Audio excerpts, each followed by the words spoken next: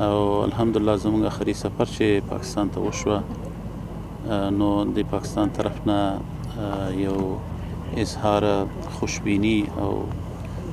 همسایه‌توب هغوی اظهار وکړو 3000 کانټینر د بلا قید و شرط دغه طرف نه بند پاتې وي څه آخري وخت کې دغه طرف نه څه قوانین لکه مخکې خو داسې برنامې داسې وې چې صرف ضمانت د بیمې ضمانت وي اوس نقدي ضمانت او بانکي ضمانت غوښتله نو بلا قید و شرط دا مسایل خوشي شوه انشاءالله آینده هم زموږ داسې امید دی چې دا مسایل یو بل سره په هماهنګي همغږي دا مسایل حل کړو او دې مسایل چې دا دلته بند پاتې دي دا مذاکرات کوو دا اوس د مهاجرینو د راتګ وخت دی په دې وخت کې حقیقتا چې په ټول د